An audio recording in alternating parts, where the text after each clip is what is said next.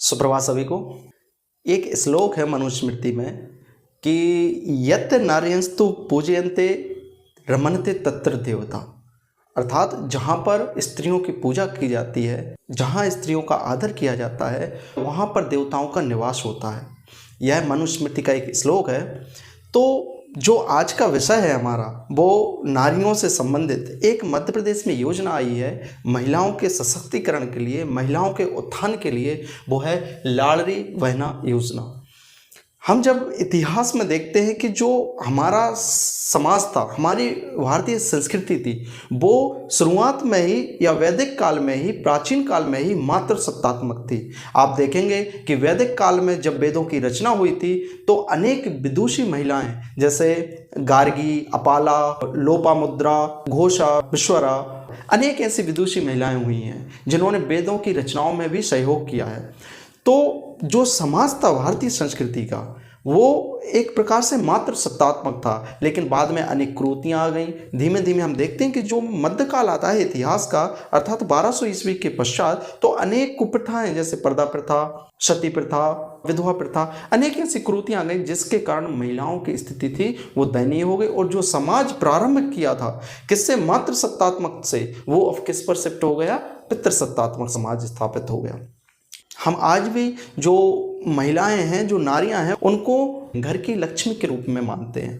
तो हम देखेंगे कि कैसे एक नई योजना, लाड़ली बहना योजना, महिलाओं का सशक्तिकरण करने के लिए प्रारंभ की गई और क्या क्या इसका उद्देश्य रहा, चलिए देखते हैं। ठीक है, तो लाड़ली बहना योजना एक मध्य प्रदेश सरकार की योजना है जिसे नर्मदा जयंती पर, अर्थात 28 जनवरी 2023 को बुधनी, जो कि सीहोर जिले में स्थित है, नर्मदा नदी के तट पर नर्मदा जयंती पर मुख्यमंत्री शिवराज सिंह चौहान जी के द्वारा इसकी घोषणा की गई।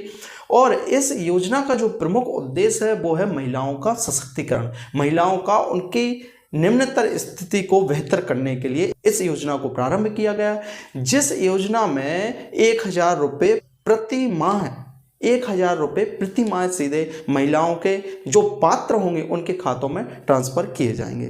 तो यह थी एक योजना और इसमें प्रमुख जो जानकारी है वो है पात्रता से संबंधित। सभी ग्रामीण क्षेत्रों की जो बहनें हैं उनके लिए काफ़ी असमंजस है कि शायद सभी महिलाएं इसके लिए पात्र हैं, लेकिन ऐसा नहीं है। इनकी जो पात्रताएं हैं वो निर्धारित की गई हैं, अर्हताएं निर्धारित की गई हैं। उनमें सबसे पहली जो पात्रता है वो ये कहती है कि जो महिला की उम्र होगी वो 23 से 60 वर्ष होगी और इसके लिए केवल विवाहित महिलाएं ही एप्लीकेबल होंगी, सबसे बड़ी चीज़।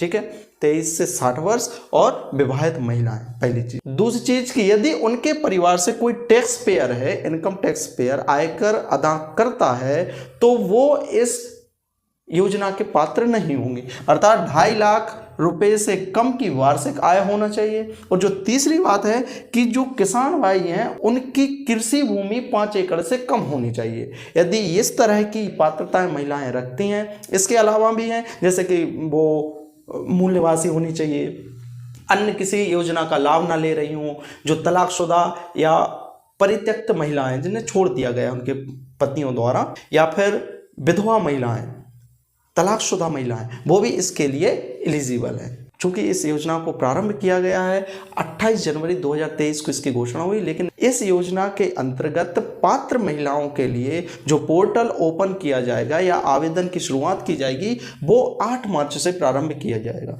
8 मार्च चूंकि अंतर्राष्ट्रीय महिला दिवस मनाया जाता है, तो इस कारण से 8 मार्च की तारीख को तय किया गया है और प्रत्येक माह की 10 तारीख को 1000 रुपये की धनराशि जो योग्य महिलाएं हैं उनके खातों में ट्रांसफ़र की जाएगी, अर्थात एक वर्ष में लगभग 12,000 रुपये ट्रांसफ़र किए जाएंगे। और मैं ये मानता हूँ कि उनकी स्थिति को सुधारने में काफ़ी मदद करेगी।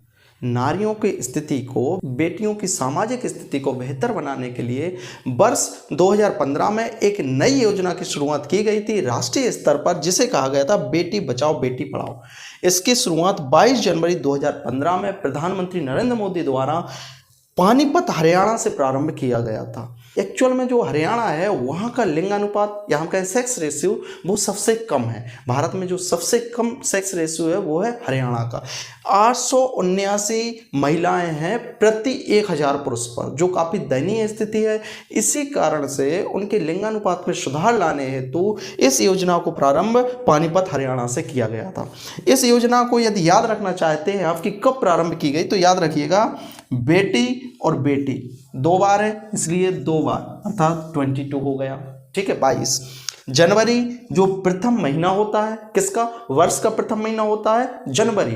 तो ऐसा माना जाता है भारतीय संस्कृति में कि यदि जो पहली संतान होती है वो बच्चे के रूप में हो तो वो शुभ माना जाता है। तो जो प्रथम संतान होगी वो लक्ष्मी के रूप में जन्म लेगी, इसलिए जो वर्ष का प्रथम महीना जनवरी है और प्रथम संतान किसके रूप में हो, लक्ष्मी के रूप में, बेटी के रूप में, इसलिए जनवरी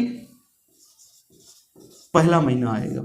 ठीक है, तो हो गया 22 जनवरी। और पड़ाव, पड़ाव का अर्थ क्या हो गया, सामान्यतः सरकार का और परिवार का प्रयास रहता है कि जो बच्ची हो वो कम से कम 15वीं तक तो पढ़ ही ले, ग्रेजुएशन तो कर ही ली, इसलिए इसको याद करने के लिए 2015। इस तरह से एक सामान्य से ट्रैक है कि बेटी बेटी अर्थात 22 अर्थात 22, उसके बाद प्रथम संतान लक्ष्मी के रूप में, बेटी के रूप में, और प्रथम महीना कौन सा हुआ, जनवरी, इसलिए जनवरी। ठीक है, और पड़ाव अर्थात ग्रेजुएशन 15वीं तक, तो 2015। तो 22 जनवरी 2015 ये प्रश्न आ चुका है कि बेटी बचाओ बेटी पढ़ाओ अभियान की शुरुआत कहाँ से की गई थी। आप देखेंगे कि जितने भी रोडवेज के ट्रक वगैरह होते हैं उन पर अक्सर पीछे लिखा होता है बेटी बचाओ बेटी पढ़ाओ। तो ये हमारा और आपका दायित्व भी बनता है कि जो सामाजिक सोच है उसको बदलना चाहिए, स्पेशली नारियों के संदर्भ में उन्हें भी समानता का अधिकार देना चाहिए। चलिए, तो महिलाओं की स्थिति बेहतर करने के लिए योजनाओं के साथ साथ कुछ दिवस भी महिलाओं के उत्थान के लिए समर्पित किए गए हैं, जिसमें सबसे पहला है राष्ट्रीय बालिका दिवस। भारत में जो राष्ट्रीय बालिका दिवस मनाया जाता है वो मनाया जाता है 24 जनवरी को। 24 जनवरी को ही इंदिरा गांधी जी ने 1966 में जब लाल बहादुर शास्त्री जी की मृत्यु हो गई थी तो उसके बाद सर्वप्रथम जो पहली प्रधानमंत्री बनी थी महिला प्रधानमंत्री इंदिरा गांधी, और 24 जनवरी को इन्होंने पदभार संभाला था। तो उन्हीं की याद में उसी उपलक्ष्य में क्या मनाया जाता है, 24 जनवरी को राष्ट्रीय बालिका दिवस। अब देखिएगा जनवरी फरवरी मार्च कैसे, बालिका पहले छोटी, सबसे पहले बालिका ही होगी, तो बालिका 24 जनवरी में। ठीक है, उसके बाद वो महिला बनेगी तो इसलिए जनवरी की जगह आगे फरवरी। 13 फरवरी को राष्ट्रीय महिला दिवस मनाया जाता है और इसी दिन 1879 में सरोजिनी नायडू जो कि प्रथम राज्यपाल भी थी और एक कवित्री भी थी, तो इनका जन्म हुआ था। उन्हीं के जन्म दिवस पर राष्ट्रीय महिला दिवस 13 फरवरी को मनाया जाता है। ठीक है, और अंतर्राष्ट्रीय महिला दिवस, पहले बालिका फिर महिला फिर अंतर्राष्ट्रीय महिला, इस तरह से चलेंगे ना। तो जनवरी फरवरी मार्च याद रखिएगा, अब तो याद होना भी चाहिए और रखना भी चाहिए कि बालिका महिला अंतर्राष्ट्रीय महिला, जनवरी फरवरी मार्च, बस थोड़ी सी डेट याद रखिएगा। 8 मार्च को अंतर्राष्ट्रीय महिला दिवस मनाया जाता है और वर्ष 2023 की जो थीम है वो है समानता व अधिकारिता में तेजी लाना। समानता, ये लैंगिक समानता की बात कर रहे हैं। ठीक है, महिला एवं पुरुष में जो लैंगिक समानता है उसके संदर्भ में इसकी जो थीम है 2023 की, समानता और अधिकारिता में तेजी लाना। ठीक है, तो ये था लाडली बहना योजना के संदर्भ में जो भी महत्वपूर्ण बातें हैं वो आप तक पहुंचाने का प्रयास किया मैंने, और आपसे भी यही कहना चाहूँगा कि नारियों का सम्मान करें समाज में, परिवार में, प्रत्येक स्तर पर, ताकि उनमें एक विश्वास का विकास हो। और ये हमारी भारतीय संस्कृति भी है, लेकिन कहीं ना कहीं वर्तमान स्थिति बेहतर नहीं है। और इसी उम्मीद के साथ अंत में आपसे यही कहना चाहूँगा कि ये सब अवश्य पढ़ें, याद रखें, थोड़ा ट्रिक को भी धीमे धीमे अप्लाई करने का प्रयास करेंगे ताकि चीज़ें याद रहें। ठीक है, तो अच्छे से पढ़ें और इनको याद रखें, ये पेपर की दृष्टि से बहुत महत्वपूर्ण है। बहुत बहुत धन्यवाद, शुभ रात्रि। ठीक है।